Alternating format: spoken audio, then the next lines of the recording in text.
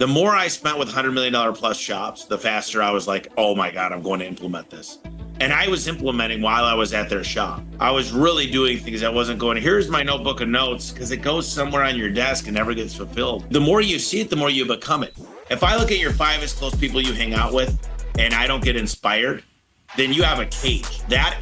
There's one thing that'll change everything, and that's who you're hanging out with. You become who your environment is. Most people, they just look at the cup. I don't care if it's half full, half empty. For me, I just figure out a way to fill it up. I don't want people to ask me. I want them to look at me and say, I want to be like that. I want my kids to be like that. I want everybody around me. I want them to ask me what I believe in. I don't want to ever get in a debate with somebody. I want them to say, what do you believe in? Because you are a walking, talking version of who I want to be. Hello and welcome back to another episode of the Blue is the New White podcast. We've been having a ton of fun this year ever since we realigned this podcast to talk to people who are going to help blue-collar business owners all over the globe. And we got a special guest for you today. Someone you might know, someone you probably know. He is just a legend in, I'm going to call it the blue-collar industry, right? Because his specialty is in garage doors. But he's far more than that. Mr. Tommy Mello, man, welcome to the show. I'm ready. Let's go. I'm excited. Today's a great day. That's right. Every day's a great day, right? Every day is a great day. Fantastic, man. So for those small fraction of people that don't know who you are, can you tell me, man, what are you an expert in? It's a great question. I wrote down a few things. Like, my biggest thing is I dream really, really big. And I back into those dreams. Like, they're all KPI driven. Like right now, I'm on a pursuit to get well under 10% body fat. I'm the healthiest I've ever been, including high school. Dream big, and understanding other people's dreams. Another thing is I'm really, really obsessed with EQ over IQ, understanding how you make people feel. And if there's one thing I love more than anything on the planet, it's marketing, whether it's personal brand or business brand, or recruiting for great people and getting the right people on the bus. I care a lot about culture and sales as well. So that kind of puts me into a nutshell. Marketing comes first, and understanding people's why and dreaming bigger. Why is that important? Which part? Let's start with the understanding people's why. Why is that so important? Well, I see a lot of people, they're like, well, how do you get great people? And I'm like, well, it starts from the day they come in for the interview and where I got them from. Most great people already have a job. You don't find them on Indeed, Glassdoor, ZipRecruiter, Monster, or Craigslist. You find them when they're already doing something great, and you give them something better. And the people that dream big, that want more, they don't want to go to Disney World. They want to go first class, stay in the penthouse on a private plane. They want 5 cars. They want 10 rental houses. When they want more for their life and they decide it's time, they get better reviews. They show up for customers better. They actually team players. They go out there and recruit for you. And I think it's so important because I don't believe in performance improvement plans. I try to get you towards your dream. And we got to write those dreams down. And I got to remind you, usually we peel back the onion quite a bit. And people say, my kids are my everything. And I'm like, show me your credit card bills and your calendar. There's no time for kids on here. There's one trip a year, and I doubt you're present for that. Let's really understand your real why. Do you want things more in life? Do you want the energy? Do you want this feeling of success and the right moods? And sometimes people, in the plane, when you take off, the stewardess says, put a mask on yourself before you help out other people. A lot of people, they don't have the energy. They don't have the focus. Their heads aren't in it. And they wonder why they're failing. They're watching Netflix every night. They're drinking 7 beers. They're staying up till midnight, not showing up for their day ready. And I don't want to sound like one of these people, but I'm in this transition myself. And I've never been like, man, I'm glad I got drunk last night. That 5th beer, that 10th beer really, really helped me today. I'm really glad that cheesecake came out when it did and I had a second piece. Because it's just this delayed gratification and discipline, and it changes everything. And I want everybody to feel this way. How do you get through to people to get them to understand the difference between their true why and the difference, between their true why and what just maybe they're seeking pleasure in, right? The topical things versus the deep fundamental things. Well, you got to really probe, and it's a process. Usually, someone doesn't come into their interview; it's usually fake. You got to bring them out to dinner. You got to meet their families. You got to understand who their parents are. You got to understand where they came from, and there's a good book called Five Languages of the Workplace that really understand what people do. They want a hug? Do they need a parent around them? Like sometimes I become people's dads. They didn't have a male figure in their life. And so not every single person is very unique. And I don't think you just ask a question to get it. There's certain personality profiles that help, their indicators. But I think you really got to get to know them and understand who their friends are and be around them a little bit and break bread with them.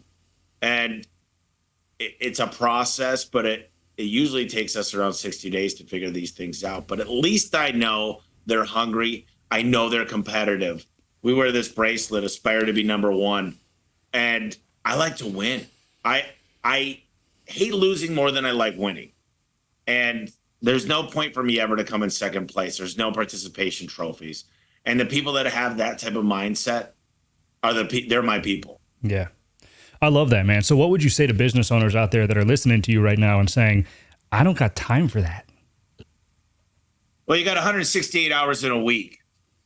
And 168 hours, you spend 50 sleeping, 50 at work, and we probably spend more than that. You spend 10 at the gym.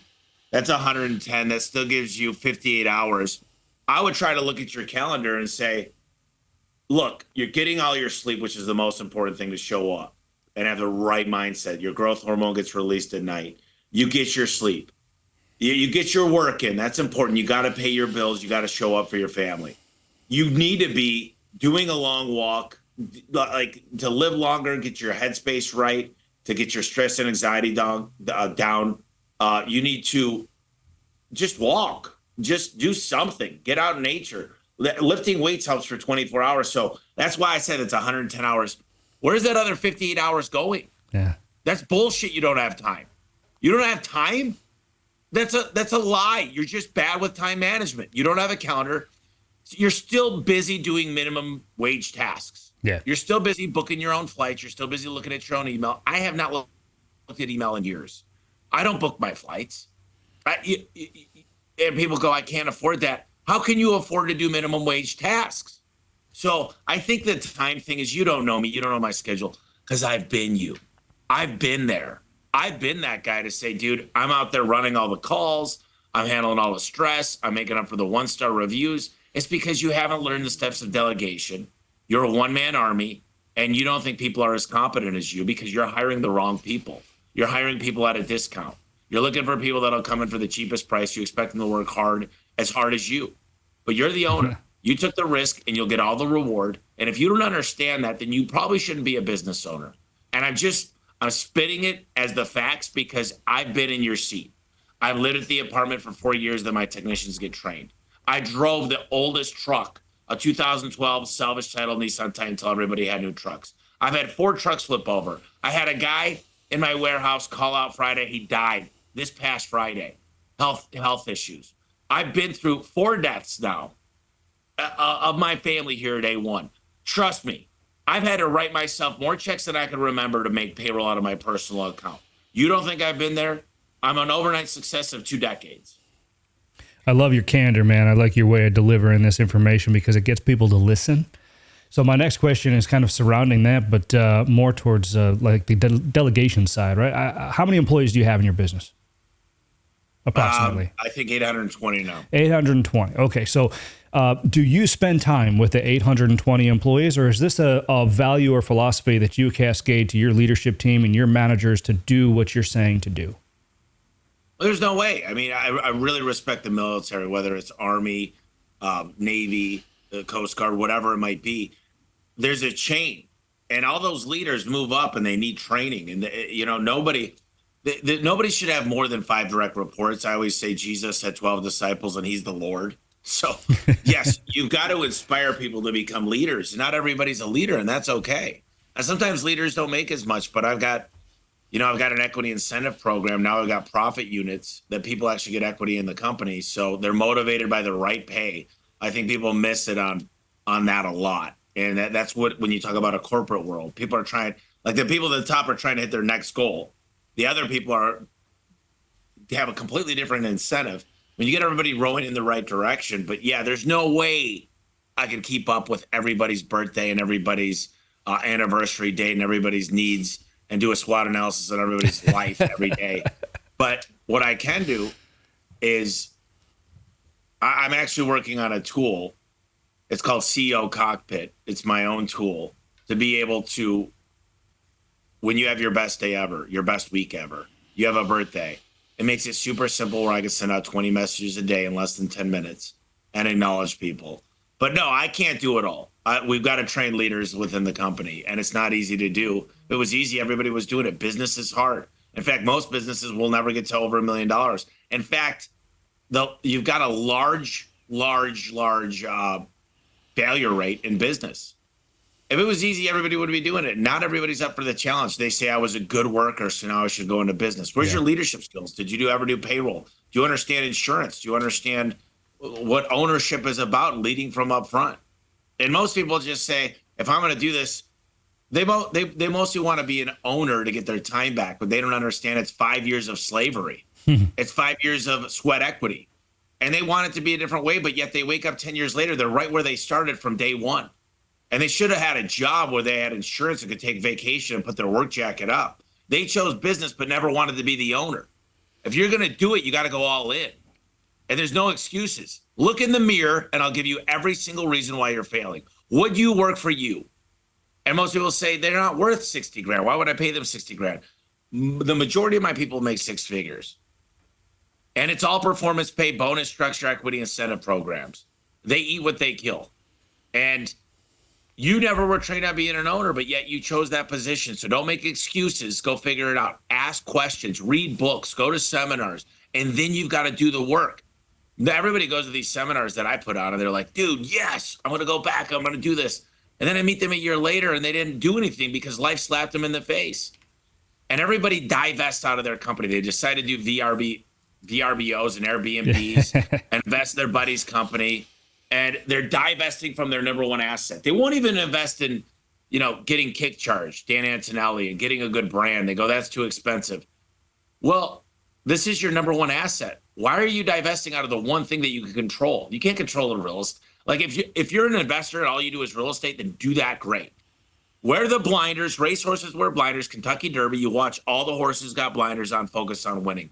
And most people are like, let's do this. We deserve a Harley.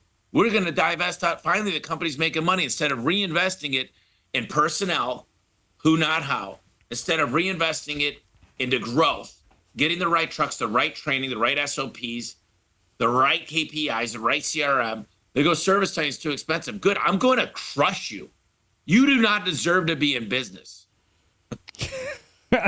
Tell me how you really feel, Tommy. No, you know what though? You're right, man. And I see this a lot, right? And it's people start businesses because they want freedom, and they don't understand that freedom takes sacrifice, years and years often of sacrifice, as you've succinctly put. So I got a question for you. You mentioned leadership a lot. Can you describe to me the ideal leader? Well, number one, I read this book, Darren Hardy, Compound Effect, and he explained what he wanted in a wife one day when he was single. And he wrote down 100 things, the attributes, her motherly, what she was going to do, communication, everything. And he read the list out loud, and he's looking at this list, and he goes, there's no way I could ever get a woman like this. Not who I am today, not the Darren Hardy I am today. So he looked at that list and wrote 100 things he would have to become to be worthy of a person like that. And when I read that, I wrote down 30 things I would need to become to be worthy of the people that I wanted to work with, my coworkers. And I think every single person has to distinguish what's important and who would they want to work for. Who would they get alongside and fight for? What would the attributes be? So the ideal leader is somebody that would work, you'd work for yourself because you put the people first. You lead from up front and you have them dream bigger. You want more and you communicate well. I'm not great at having difficult conversations. I knew my weaknesses, so I hired for those weaknesses. Rather than try to be well-rounded, I focused on my strengths and I hired everything else. and I got damn good people. And we're not even rowing. We're like on a speedboat in the same direction. And so rather than be well-rounded and work-life balance and everything else, I just focus on my strengths and continue to make those the elite of the elite, the best in class, number one in the world at what I do. And I'm the best I've ever been, but the worst I'll ever be. I'm a work in progress. Tomorrow I'm going to be a little bit better. I love that answer. Real quick before the next question, I'm curious. You said you wrote 30 things to be worthy, right? You took that information from the book. What was your number one thing? Well, the first one I started with that I never had when I worked for somebody, which was quite a while ago, decades, communication. Nice. Like understanding. How am I doing? How do I move up? What am I doing good? What am I not doing good? Where's the company going? Is there an opportunity to move into a different position? What's expected? And that's where I met Al Levy in 2017. The seven power contractor changed everything. Manuals, standard operating procedures, an org chart, a depth chart. Man, when he started work with me, I gave him hundreds and hundreds of thousands of dollars. He changed my life. The number one guy I've worked with by far on the planet is Al Levy. And he wrote the seven power contractor. What I paid him 300 grand for, he's got an online, you got to do the work, but it was 10 grand. The people that do it, they don't just like scroll through. They actually do the work, and it's boring. It's mundane. It's not fun. But either it's firefighting. We think firefighting's fun. He said, Tommy, you're the best firefighter I've ever met. You could put out any fire, you know, all the information, but everybody does something differently, and you can't get it. He goes, Tommy, when I get done with you, it's going to be boring. It's going to be vanilla. Everything's going to run perfect. And he was right. So I grew. I tripled that year. And then it got tough again. I went back, refined the manuals, the processes, dialed in the numbers, and then we doubled again. And this is like you grow and then you stabilize, you grow and then stabilize.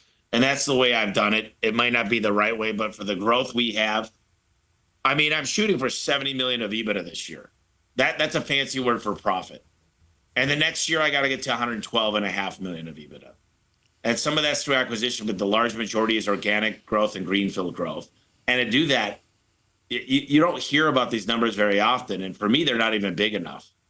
But I've got a path to make this company 15 billion. And people go, how do you make a $15 billion company? Well, if you get it to 112, you got a less than 5x it 5 times. And then when it's publicly traded with an IPO, it becomes worth that because of the arbitrage. And I don't want to go into details of all this stuff, but most people have a dream, but they don't know how to get there. They don't reverse engineer what needs to happen today, this week, this month, this quarter to hit my goals. They're too busy firefighting and doing minimum wage tasks and not staying focused and divesting into their business, not getting the right people on board, not figuring out how to compensate them correctly. They're trying to be the smartest guy in the room, and that's okay. Just plan on kissing a couple decades goodbye and not living your dreams. And I'm hoping that I'm pissing a lot of people off. If you think I'm talking to you, I probably am. That's amazing. You know, either that or the other theory is they read The Secret and didn't understand the vision board assignment, right? They thought that if they just pinned the picture up, everything was going to come to them. Law of attraction, baby. Let's go. I love it. All right. So, you mentioned rowing in the same direction. You mentioned you're on a damn speedboat, right? And you're growing in these goals. So I gotta ask, what are the key elements that you believe every business owner should focus on to create a scalable and stable business model? Well, there's 2 things that Al taught me that you could never let go of, and that's marketing and that's financials, and being able to read a balance sheet, income statement, and P&L. And if you can't do that, these are like cores. This is at the core. There's different types of CEOs. Some of them have a really strong financial background. I did get a master's degree that literally meant nothing. I learned a couple of things. I read the book Influence in my master's program, and I learned the speed of implementation, learned how to network really good. Hung out with a bunch of guys that did search engine optimization. But, we took apart these annual reports. I mean, I did learn financials, but it was like massive companies. They didn't know how to apply it to like just basic GAAP accounting for a home service company. So I had to go back to the drawing board. I hired Ellen Rohr and her sister Gail. I think understanding your numbers. Most people come in Monday and they're like, I got so much to do, but they got 100 things to do. Break that down to a top 30, break that into a top 5. And you do not trail off of the top 5. You focus on those 5 things till they're completed. You can't do everything because you bring up too much. You're juggling all the balls, fall eventually. So you got to stay super focused. And I think a lot of people, man, their life's in ruins. They don't have the clear mind. They don't believe they could get in shape. You know, they start avoiding looking in the mirror when they get out of the shower. They're embarrassed, but they're like, you don't know me. They're victims. They focus on what they don't have, not what they have. You know, they got all their fingers. They got their health. They focus on things they can't control, like Israel or Ukraine or the president or the traffic jam they're in. You know, there's certain people that really weren't cut out to be business owners, and they're just negative. And everybody they talk, and there's a lot of workers too that are victims. Run as fast as you could from those people. I don't care if they're family. Get them away as quick as possible. They will destroy you. And if you're one of them, you got to make a change. You got to think that when I answered this call, did I leave the person feeling better than when they called, or here's my test when I look at a phone. Either I go, hell yes, what's up, bro? Or I go, oh shit, he's calling again. It's never good. It's always pessimistic. It's always a bad attitude. It's always, I'm a victim. My life sucks. You have no idea. I'll never be that guy. I hope when I die, people are like, man, whenever I talk to Tommy, man, it's an uplift. This guy is optimistic. He sees the best in everything and everybody. He reads between the lines to find the best. Even when he fails, it's a good thing because he learned a lesson. Can confirm based on this conversation. So thank you for that. So a couple questions there. Do you think, and this, I try to avoid yes or no questions, but I'm just really curious about this. Do you think there's more victims in the world than creators? Yes. What do you think that ratio is? I think there's 4% of the world is entrepreneurs. The other 96%, some of them are great workers. Some of them are entrepreneurs. They work for a company. They got a lot of flexibility, but you know, maybe they got ownership next to them with equity or phantom equity. But a lot of people, you know, my mom and dad got a divorce when I was 7. My dad cheated on my mom. He was an alcoholic. A lot of nights I had dinner by myself. I used to sit and listen to them argue. I stood on the toilet next to the master bedroom and heard them. I had a tutor in the summer of 2nd grade because I couldn't read very well. I could tell you my mom worked 3 jobs. I could tell you my grandma moved in half part-time just to make sure I had meals. I can make my life sound so tragic. I wouldn't have changed it for the world. My mom and dad loved me. They told me I could do anything in life. My dad and my mom both made a lot of mistakes, and I love them for everything they've done. They're still around, and I'm very, very gracious, and I thank the Lord Jesus every day for what they've given me. And I've never looked at it like, man, poor me. Why is this happening to me? You know, I believe in heaven.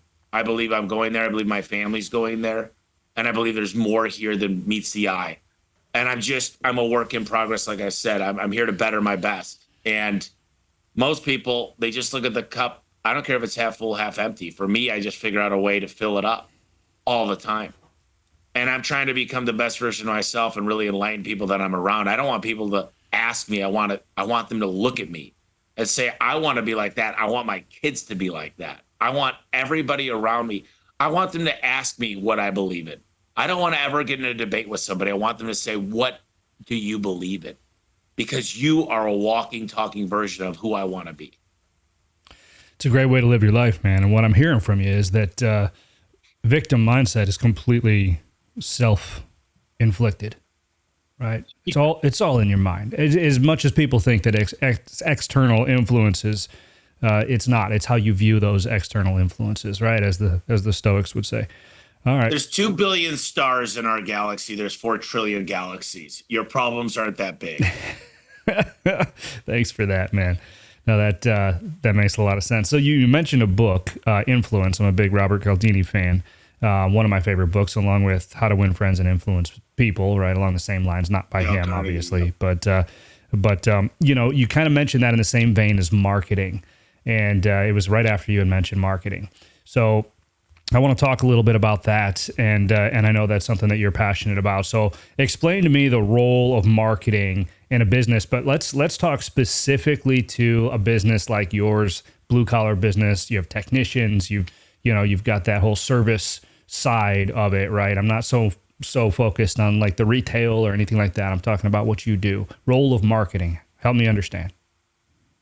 Yeah, so I had Robert Cialdini. He's 79 years old, and the dude is sharper than a tack. He was in my office last week. And, I went to U of A for my master's, University of Arizona, and Robert's an ASU professor. It's weird that U of A is teaching ASU curriculum and having you read their books. That's how powerful this book is. Influence is getting people to do something in a way that's going to help them. It can be used for bad, but you've got a moral obligation to make sure that people understand what they're buying and how they're buying it. But this idea of marketing, I used to really pride myself on making the phone ring off the hook. And man, I'm good at it. I know we run 20,000 jobs a month. I can make the phone ring and ring and ring. And then I realized, I think at the beginning of COVID, that what's the point of running all these calls if you don't have genuine A-plus people that care for the client, that do the right thing, that give options, not ultimatums?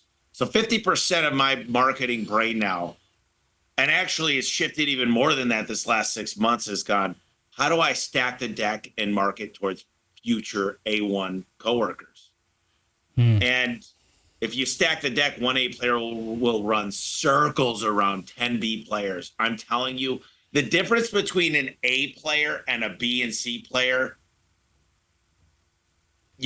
I can't put it into words. I mean, but most people think they've got A players, but they really don't. It's just the best you've got. They don't even know. In HVAC, I've got a buddy that's going to do, still in the field today, he's going to do 22 million by himself. Okay? 22 million, one guy. Yes, he's not fulfilling all the installs, but he's selling 22 million. And you think your A player's doing 3 million, you just have not seen. I'm always recruiting, always be recruiting. I'm looking for great human beings, not great salespeople. People that smile, people that tell me a great story, people that like have this energy and this aura that you just want to be around. You want to listen. They listen to you while they internalize things. They're lifting people up around them. They're team players. They'll pick up a shift. They'll ask for a review. They'll keep their trucks clean because they care about their office, which is the transportation. That's where they work all day. And it's so important. I mean, the opportunity of influence, and it's up to me as a leader to influence everybody to be their best. And like I told you before we started the podcast, I told everybody today, if this isn't right for you and you don't want to get better and you don't want to aspire to be number one and you're not A1 from day one, I'll write you the best recommendation letter ever. You call me within the next week, I'll give you $500 to quit. If this is too much, because if I can't help you help yourself, then you're a lost cause. You might be a great human, but I'm not going to settle for mundane and okay. I want somebody that wants more. And if you want it, I'll give you a path and I'll work with you till the day I die. I will bleed for you. But if you don't want it, if you don't want to show up, if you don't admit you need help, then you're not right for this company. You're not right for me. Because I'm willing to pour everything I've got into you. And if you don't feel like you're worth it, I can't change that. You go to work for Starbucks for a few years, then come back to me. Fair point, man. So I'm curious, that you kind of got into retention a little bit there, and using marketing for recruiting, which is awesome. It's fascinating. I think that everybody should be doing that. I think it's incredibly important. But there has to be an element of resilience. You've had your business for a long time. You've gone through the ups and the downs, right? The most recent one, probably as you mentioned, was COVID. Right? How do you maintain that culture during the toughest times in business? Well, I think you got to flip it on its head and say, was this really bad? There's mistakes we've made. Boom, 100 grand, 200 grand, 500 grand. It's learning from those mistakes. Metaphorically speaking, I have a lot of scars and bruises, and a lot of times I failed forward. And what's so nice is because I didn't get a pot of gold to start with, I didn't have a trust, I didn't have any money, I had a sweat equity. I got to make a lot of the mistakes at a smaller level. This is going to be my 18th year in business, and in garage doors. And when I fail, I'm like, sweet, won't make that mistake again. And I don't. Some people, the definition of insanity, which is like these people come in aimlessly looking, they're hoping that they get the silver bullet, magic in a bottle, right? They're hoping that they get the right person to change everything. But what if I told you it's you? What if I told you you need to work on you? What if I told you you need to educate yourself and get better every day? You think you're just the business will grow without you growing? Ken Goodrich, the founder of Gettle, came into my board meeting one time and he goes, Tommy Mello, he looked at everybody in that room and he goes, this dude calls me at 9:30 on a Saturday. He's been at every event. He's does shop tours on the weekends. He's been to every shop over 100,000. He's annihilating books.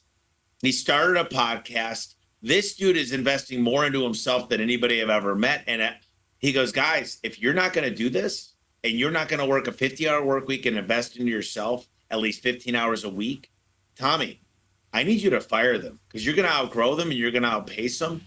And they're not going to be good for you. They may be okay for you today, but they're not going to be good for you in a year.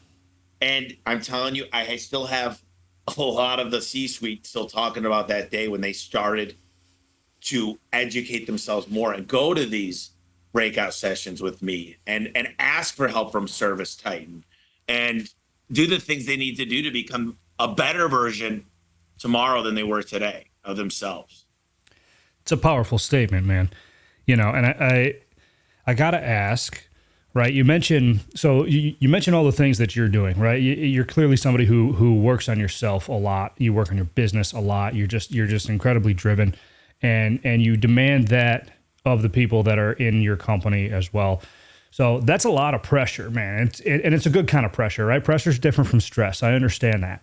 But what would you say to a business owner who's struggling to keep the lid on, right? They're doing this, they're running their business, they're getting kicked in the nuts, right? They're trying to work on themselves. They're trying to help other people work on themselves, but it's just, man, it just feels like too much at the end of the day. And they can't fathom, having to carry that around with them all the time. What would you say to them? Well, I'll go back to business isn't for everybody. And I'm not saying give up, but number two, are you growing there's one of two options, you're growing or staying stagnant. And if you're staying stagnant, there needs to be a momentum, an event that takes place that has you wake up. I would say success leaves clues. I don't go to Instagram for the people I want to hang out with. We talked a little bit, Dan Martell is coaching me at some stuff and I've implemented everything. He goes, holy shit, dude. He goes, I cannot believe your growth. If I want a better product mix, I call my manufacturer and ask them who's got the number one. If I'm in my city and I type in HVAC or roofing and I find them at the top of Google, that's who I'm calling. The brand that I love, that I see everywhere. Success leaves clues. And these people that have already invented the tire, that already have a proven track record of success, that are already flying a private jet, they're more than willing to help you. You just got to ask and you got to help them too. You got to show up with gratitude and take notes. One of the first things when I met Al Levy, I had a notebook and I wrote down everything he said. And he goes, Tommy, out of the last 20 meetings I've had, you're the only one taking notes. He goes, I'd like to work with you. He didn't try to sell me. He just said, I think you're the type of guy I want to work with. You're a doer. You're not a talker. And I would just say to these people, you're not alone. My dad and my grandpa, they would drive 2 hours in the wrong direction. They're manly men. And I decided a long time ago, there's no way I'm not going to go in the wrong direction anymore. I'm going to follow success. Well, I don't have any kids. I'm 41. I'm going to be an old ass dad.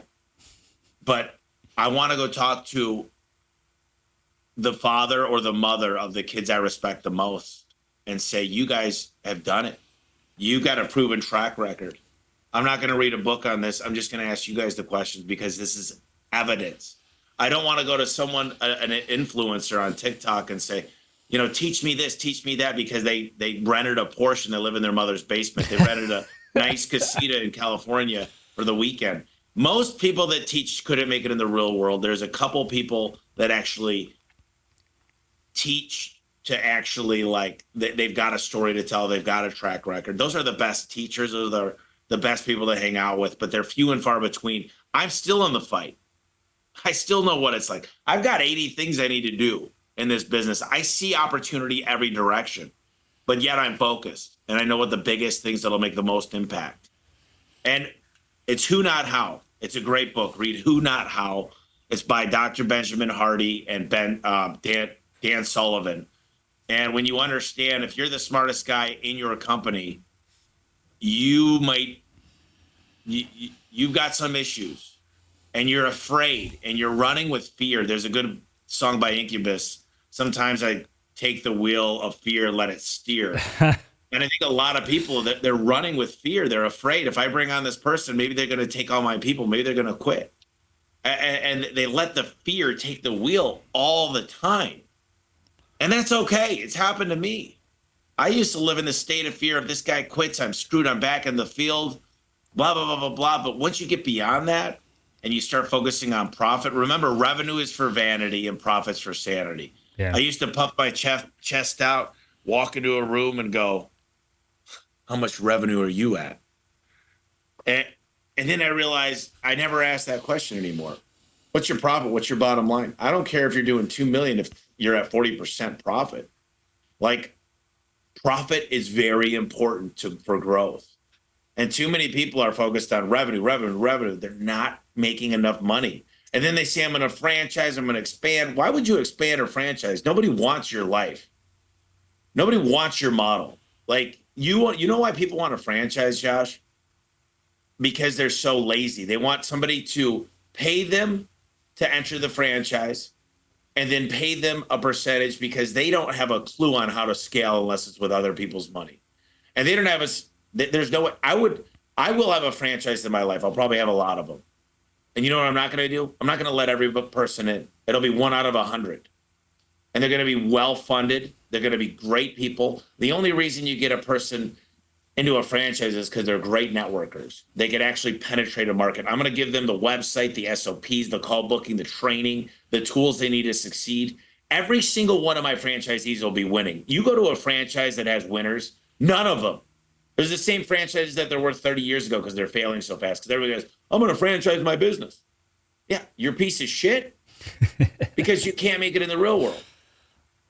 Yeah. And you want other people to do it for you. And no one's going to buy into your vision because you don't have a track record. That is that's a great take. I appreciate that. Thank you.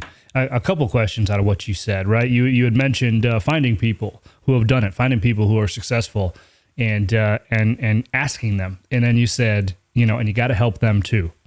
So I've got to ask, because there's people out there probably wondering, hey, how do I reach out to Jeff Bezos and be like, hey, can you help me build business? But what can I do for you?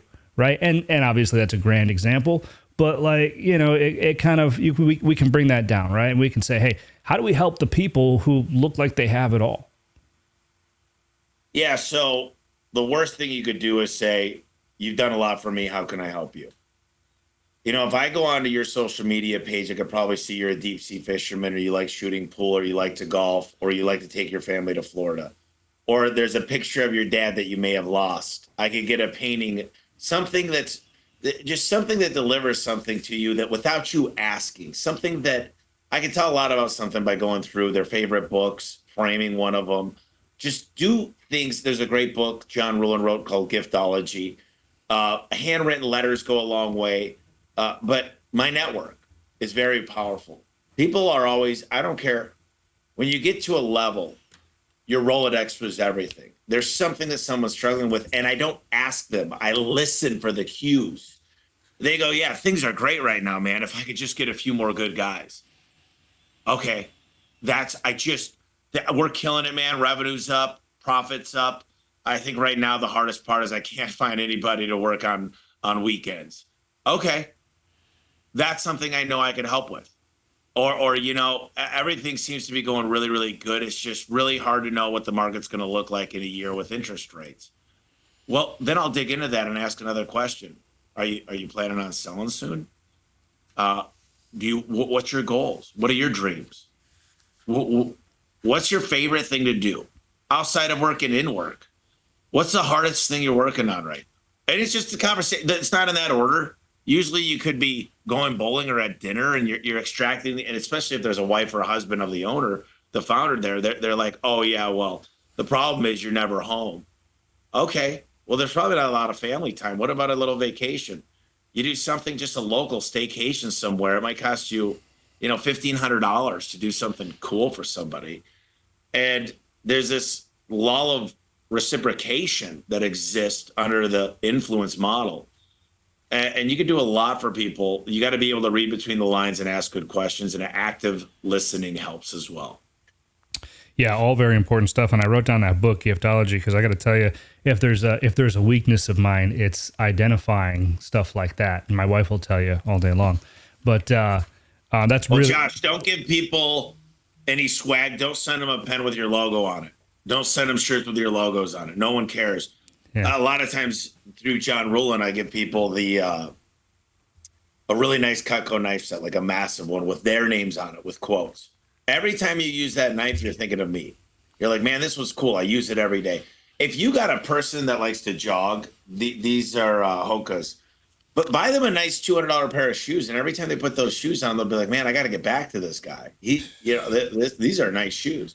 Like, it doesn't take a $10,000 gift. It just make their life a little easier. Do something for them. And if you got a piece of advice, the best thing is a great introduction of somebody you truly know is going to help them out. That's a really, really great tip. I appreciate you sharing that. I think that's going to be a big takeaway for a lot of people here. So listen, I know I've only got about 15 minutes left. I want to ask just a couple more questions. We focused a lot on culture. We focused a lot on mindset. We focused a little bit on employees and building a team. But what about customers, man? Can you share some innovative ways that the businesses can step up their customer experience and build that big customer base that everybody wants? Read the book Raving Fans. Read the book Go for No. Big reader. Readers are leaders. Number one, this idea of reciprocity when you're on the way. Hey, Josh, I just wanted to call you, let you know I'm on the way to your house. I'm just really honored that you chose our company. You went ahead and sent you a bio of who I am, got a little bit about what I like to do. We're going to take care of you. I'm going to give you a few options, and we're just going to get this fixed permanently. Wanted to tell you, I am parched. I'm stopping up at Starbucks. I'm going to get a large green tea. Can I get you a double espresso? Do you like caramel frappuccinos? Is there anything I can pick up for you or your kids or your wife or your husband? I would say your wife. And just this idea of like, wow, this guy, I got everything on the truck. I got all the, like, that's where it starts, is that initial phone call. It starts with the CSR being super. My mom used to answer phones about 15 years ago. She'd say, thank you for calling A1 Garage for a service. Always smiling. My name's Gina. How may I make your day better today? Oh my gosh, honey, I am so sorry to hear that. She'd start laughing. I'd be like, Mom, book the phone call. Damn it. But I'd show up to these houses and they'd be literally like, they'd give me a hug. They'd say, man, that woman's amazing. What a great company. And so it starts with the phone call, the way there, and then you knock on the door, like do something funny, smile, smile more. And when you got your health right, you're drinking enough water, you're getting enough sleep, you just constantly want to smile. So you're smiling and you're like, how are you? And you shake their hand if they stick their hand out, and you shake it and you're like, thank you so much. I'm going to take care of you. And you hold their hand nice and tight. Not like you're trying to break it, but just like you care for them. And, we got these A-frames. When we're finishing the job, we say something along the lines of, listen, I wanted to show you real quick as I'm cleaning up here, a picture of my why. This is my wife. These are my 2 kids. These are my joy. This is why I was put on this earth. Why I'm here today, this is why I'm here. I didn't have a great Thanksgiving and Christmas growing up, but I'm going to make sure that my kids had everything I don't have. When I get a review, clients actually see the pictures and they call and ask for me by name. And this is a way to ensure that I'm delivering my promise to my family. And I pray I gave you 5 out of 5 service and earned your future work. Do we agree that I took care of you? Because if there's anything above and beyond, if you need help, anything, I can help you take down your Christmas tree. I'll help you put something in the yard. If you need help planting a flower, I'll do it for you. If you need a light bulb changed, I got a ladder. I just want to make sure I went above and beyond for you. And I really wanted to tell you how much I appreciate it. there's a QR code here. If you take a picture of me here finishing up and tell me how I did, by the way, my boss is going to kill me if this is how we actually get phone calls. This is what keeps me busy. When we're slow, people ask for me by name. Would you do me that favor? And that goes a long way by asking for stuff. And I think giving people options, not ultimatums. Say, listen, I'm going to go over a few options for you, Josh. It sounds like you need this. There's a few options, and you can pick one you like. How does that sound? And I'm going to use everything. It sounds like you're going to grow you got a 13-year-old and a 17-year-old. Sounds like you're here for at least another 5 years. Let's make sure it works every time you hit the button. You never have to miss a kid's recital. You never have to miss work. We're going to make sure it's safe because I think that that's important. And eye contact. I'm looking into the pupil of the pupil of their pupil.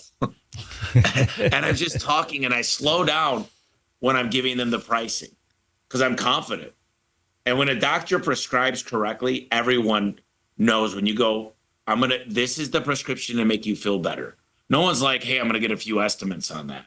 If they truly know you're out to help them and you're giving them the options and you're letting them be in control, you're letting them choose their solutions, you're going to win every time. That's incredible. All right, one more question before my final question, and then we'll let you get back to it. All right. So there's a lot of stuff. Right? There's a lot of stuff. Clearly, you consume information, and you've got some kind of database up here that you can just store this stuff, right? And it's incredible, and that's great. How does somebody go about executing all of this? I mean, you've given strategy after strategy after strategy to the detail, so specific. Like, how do you cascade that, man? Yeah, well, I think a lot of people, like I've got Dr. J, and he said you got a leaky gut, your hormones are screwed up, you're not sleeping correctly. There are a lot of things out there, the food you take in, the water. I drink very, very filtered water, and it's always out of a glass. I don't want the plastic, or it's out of this copper bottle. Like, I'm just very careful on what I'm entering into my temple, my body. And other people are like, schmat, yeah. It's easy for you to say. It's easy for you to say, which I hate the people that say he got lucky. It's easy for you to say. You don't understand. I've got 500 competitors here in Phoenix. I will take every excuse you have and flip it on its ass. So I think it starts with you. I think the reason I have total recall so quickly is because my brain is functioning because I'm feeding it what it needs. My body's in great condition. And I look in the mirror and I smile because I know I'm doing hard things. I know I'm delayed gratification. I know I'm missing. Like, I don't ever feel like, man, I'm so happy I finished that Netflix special. Man, that changed my life forever. Like, I'm focused on what matters because I know my future self will really appreciate these decisions I'm making. They're small decisions, but they add up to be a lot. And discipline is so much better for like the dopamine. It literally, human beings were meant to do hard things, not stay at their house and order Uber Eats all day. They were meant to do tough things. And when you do this, the dopamine and the serotonin get released. And if you understand these chemicals, they're not functioning at the highest level themselves. So you go in, you're stressed out, you're burned out, you don't show up for your family. You got to decide there's a problem. I've never been through a 12-step process, but I know the first one is admitting that you're not your best self, admitting there's a problem. And whenever you could do that and you could understand that, then you could actually do stuff and get help. Because I think there's a lot of people that if they were at maximum capacity of what they could truly handle, they would double. They would triple their production. They'd be more clear on the decision they need to make. And I don't think a lot of people, they just don't respect themselves enough to want that. They're okay letting them kids see the worst version of themselves. That's hell on earth. Seeing what you could be. Oh, yeah. And knowing you didn't do the effort to get to that level. You know, a lot of people are like, they're always worried about work when they're at home. They're always worried about their family when they're at work. They're never where their feet are. Mm-hmm. And it's just sad. And I feel bad for these people because it was me. Yeah. And I understand it. I'm not trying to talk down to people. My goal of this podcast is not to make everybody say, man, that Tommy guy's a real asshole. But also my best friends tell me the truth. They don't sugarcoat it. They don't tell me what I want to hear. They tell me what I need to hear. Yeah. And hopefully if you took something from this, it's just don't feel like a victim. Like, do something about it. You could get up and make your bed. You could get out of bed. You could go to bed earlier. You could say no. You could. I say alcohol is a good thing to create experiences, and I'm okay. Like I'm not drinking right now, but I'll drink again. But I've got a goal. I've got an aura ring. I know exactly how much sleep I get. I know when I'm in REM sleep, deep sleep, everything. I know exactly how many steps I take every single day. I know my readiness because I track KPIs and I want to become better. And I got a date in mind. I got SMART goals, which is specific, measurable, attainable, realistic, and on a timeliness basis. And so my next date to be under 10% is September 25th. That's when my event is, my massive event. And like my cousin called me yesterday, who actually runs our Detroit market. He goes, dude, wherever you're going, I want in. Like, I don't get it. And I said, Dan, come out here, hang out. I'll give you everything I've got. And I'll do this for anybody. But you got to be committed. You got to decide. And I got to get down to Dan's real why. Like, do you want this because you're going to make a little bit more money? Do you want this because you want to live longer? Do you want this because you want more energy and you want better experiences? Do you want this because you want a six pack when you take off your shirt at the pool? Maybe it's a little bit of all those things, but I got to really understand it. And you got to actually believe it because there's this evil voice inside of our brain that says just hit snooze. It's hard to get up.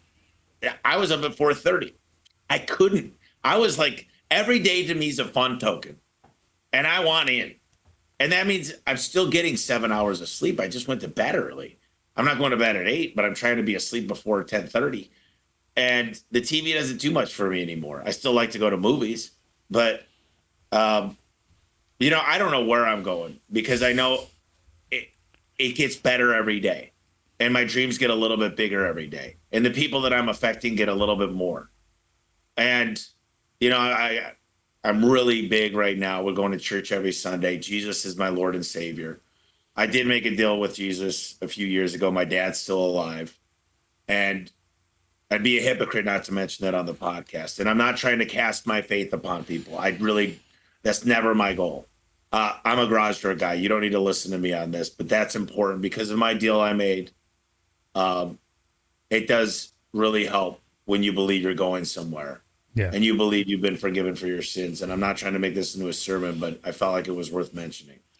No, I appreciate that. It's an open platform. Now, listen, we're 3 minutes away from the end. I know you're a busy guy. Want to make sure that I give your time back, right? So last question I got for you. If you could give one piece of advice or wisdom that has the potential to transform the way a blue-collar business owner thinks about success, growth, freedom, fulfillment, these things, what would that one thing be, Tommy? The answer I was given is still the same is get out of your comfort zone where you're at. Get out of your town. Find the company you want to be like and go visit and bring an empty notebook and go in humble. Ask great questions. See what you could buy everybody Starbucks and lunch and just say, listen, I only need 2 hours. I promise you I'll have some good insights. If there's something I could do for your business, I've read your book. I'll listen to your podcast, whatever it is. And get out of your comfort zone. Success leaves clues. The more I spent with $100 million plus shops, the faster I was like, oh my God, I'm going to implement this. And I was implementing while I was at their shop. I was making phone calls. I was putting things in the notes, building the Trello board, now the Monday board. I was really doing things. I wasn't going, here's my notebook of notes, because it goes somewhere on your desk and never gets fulfilled. So implementation of what you learned, but put yourself in this environment where it's like the oxygen's different. And the more you see it, the more you become it. If I look at your 5 as close people you hang out with and I don't get inspired, then you have a cage. There's one thing that'll change everything, and that's who you're hanging out with. If I hang around with scratch golfers, I promise you I'm going to become a scratch golfer. If I hang around with great parents, I'm going to become a great parent. If I hang out at the strip club, I guarantee you I'm going to cheat. And those are the people. And by the way, you got to make new friends, because if they're getting high and drinking all the time, it's almost impossible to exit that until you stop hanging out with those people. You become who your environment is. That's really, really good advice. I do appreciate that. All right, man, let's wrap it up. Where can people find you? It's plug time. What do you want to say just to wrap up the show? Yeah, a few things. This Freedom event, it's called Freedom. It's Freedom, the event. It's freedomevent.com. September 25th through the 27th, San Diego. I got Jocko Willick going to be there. I got Steve Sim. He is amazing. If you haven't read the book Blue Fishing, one of my favorite people on the planet. Just him alone will be worth it. I'm going to be bringing fire. It's not just about mindset. It's not just about tactics. It's everything. It's about relationships. If you come to this event and you don't get inspired and you don't double your business, just ask me for the money back. I don't care. I don't make money on the event. I lose a couple $100,000. I've got Darius Livers, best home service GOAT of all time. I got Paul Kelly. He's doing $280 million in Phoenix alone. It's just incredible. Parker and Sons. I got Alan Rohr going to talk about understanding your financials. So that event will be really, really cool. It'll change your life. I truly mean that. My books are Elevate, Build a Business for Everybody Wins, and The Home Service Millionaire. The podcast right now is #1 in business management in North America, number 11 in business in general. It's called The Home Service Expert. If you want to come see my shop, I don't charge for it. It's Tommy Mello, no W, TommyMello.com/shop. You'll get a few hours of me. We do tours a few times a month, and I'll show you everything we're doing and how we're doing it. And I promise you, it'll change your life. And then the Home Service Expert page on Facebook, it's free. You ask a question, you're going to get 60 smart people giving you ideas to think about and ways to get through your dilemma. And that's all I got, man. It's been a pleasure to be here, Josh. Likewise, man. I do appreciate you spending your time with me and my audience, dude. So thanks again, and until next time, all right? Thanks for listening to the Blue is the New White podcast. Be sure to subscribe to get the latest episodes. For more, please follow at Josh Zolan on LinkedIn, Twitter, and Instagram. Or visit us at blueisthenewwhite.com, where we create success, not debt, and build blue-collar heroes.